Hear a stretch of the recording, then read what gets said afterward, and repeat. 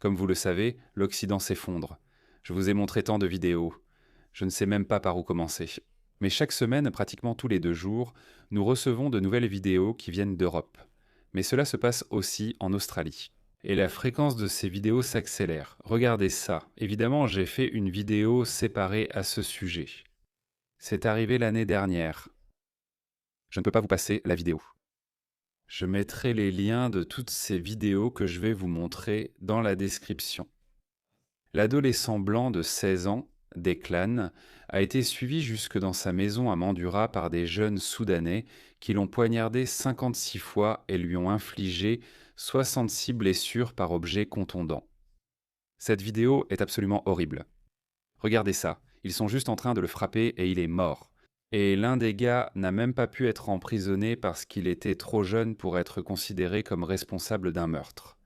D'accord, c'est tout. Regardez ça, encore un autre. À 3 heures du matin, ce samedi, il y a seulement quelques jours. Regardez ça, regardez bien. Les intrusions à domicile à Melbourne sont devenues très courantes. C'est devenu tellement courant et presque à chaque fois, sans exception, je dirais 95% du temps, ce sont des Africains.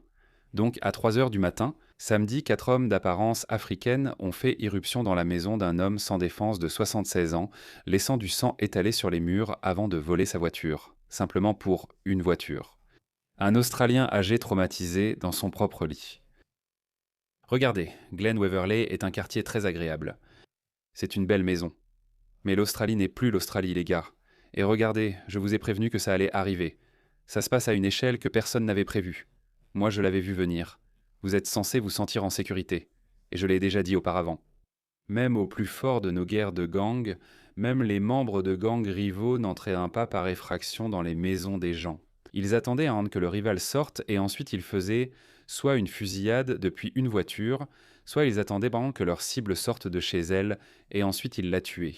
Mais ça, c'est un phénomène qui n'est pas australien. Ces personnes, encore une fois, parce qu'elles sont africaines, vous savez, elles apportent des valeurs différentes. Elles s'introduisent dans vos maisons, nos maisons fragiles. Je ne sais pas si les gens le savent, hein, la plupart des Européens ne comprendraient pas. Nous n'avons pas de barreaux aux fenêtres. Nous avons des portes très fragiles, des fenêtres très fragiles. Quand tu vas à Luton, dans l'est de Londres ou à Paris, tu vois que les gens ont barricadé leurs maisons. Ils ont des barreaux, des barres en acier à leurs fenêtres. Nous, on n'a rien de tout ça, rien du tout. Pourquoi ? Parce que nous n'avions pas cette culture des intrusions chez les gens. Mais j'ose dire que nous avons fait venir des gens de culture sauvage qui ne voient donc rien de mal à s'introduire chez les autres. Et il n'y a pas que les maisons. Regardez ça. Voici la célèbre gare de Flinders Street à Melbourne. 6 adolescents étrangers ont été arrêtés hier soir à la gare de Flinders Street à Melbourne, dans l'état de Victoria, avec 6 machettes. Nous ne connaîtrons plus jamais la paix en Australie sans remigration. Bien joué, Lozzie, elle a raison. Regardez ça. Tous des étrangers. Aucun d'entre eux n'est australien. Il y avait une autre vidéo. Laissez-moi faire. Ça, c'est en Somalie, les gars. Regardez ça. C'est une vraie guerre. Regardez-moi ça. Ils se poignardent, se tailladent et s'attaquent à la machette les uns les autres. C'est Melbourne. C'est la gare de Flinders Street. Ce n'était pas comme ça, les gars. Je ne suis pas nostalgique. Je ne plaisante pas. Ça n'arrivait jamais avant. Mais devinez quoi? Ce n'est pas là que nos malheurs s'arrêtent. D'accord. On sait que ces gangs africains ont ruiné Melbourne. Ça va, Sydney a un problème différent. Je n'ai pas vu autant de problèmes de gangs africains là-bas. Il existe aussi des problèmes sociaux liés aux musulmans et à l'islamisme là-bas. Mais à Melbourne, tous les problèmes de gangs sont liés aux jeunes Africains. Mais ça va empirer. Tu sais pourquoi? Parce que le pire Premier ministre australien, Anthony Albanese, a signé cet accord. L'accord entre l'UE et l'Australie sur l'exemption de visa jusqu'à 4 ans, accord de libre-échange. Tu t'en souviens?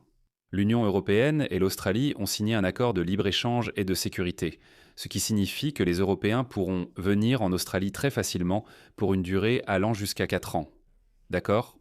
Tu pourrais penser qu'on va avoir de belles femmes blondes suédoises qui viendront sur nos côtes.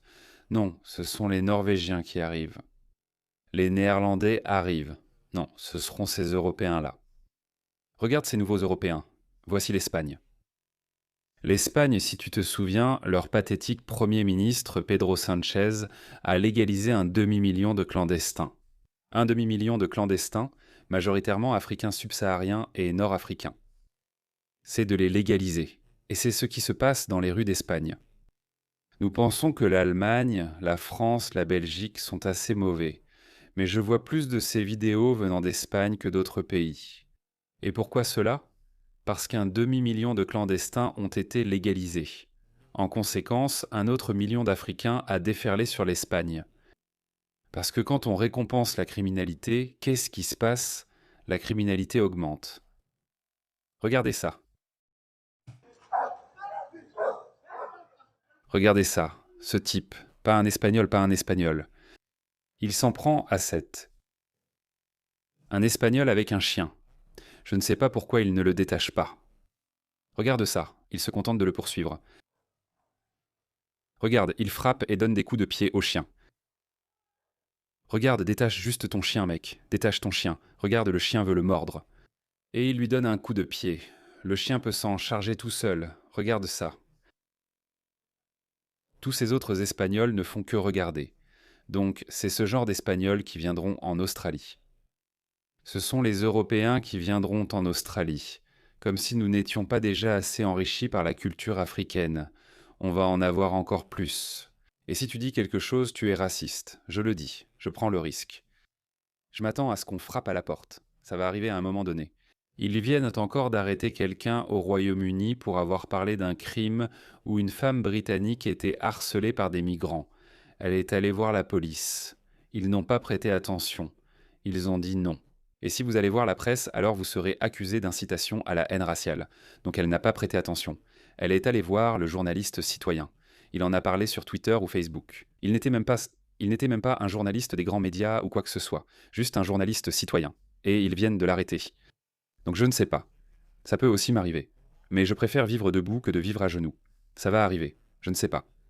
La police à 2 vitesses arrive bientôt en Australie. Ça va arriver. Vous allez voir. On va commencer à se faire arrêter. Ça va arriver bientôt. Je ne sais pas s'ils vont s'en prendre aux gens ordinaires sur les réseaux sociaux qui n'ont pas beaucoup d'abonnés, ou s'ils vont s'en prendre à la tête du serpent, comme ils me voient improbablement, ou des gens comme moi, des militants comme Drew ou Avi, ou moi. Avi a déjà été arrêté plusieurs fois, mais Avi n'est pas seul. Alors je ne sais pas. Je ne sais pas comment ça va se passer. Mais les gars, il faut qu'on fasse quelque chose à ce sujet. Nous ne pouvons pas les laisser continuer à nous imposer leurs agendas sans résistance. Au moins le peuple britannique manifeste presque tous les jours. Nous ne faisons même pas cela. Je sais que Pauline Hanson prend de l'ampleur et que les gens commencent à se réveiller. Je sais que les gens se réveillent et nous devons trouver une solution politique à chaque problème.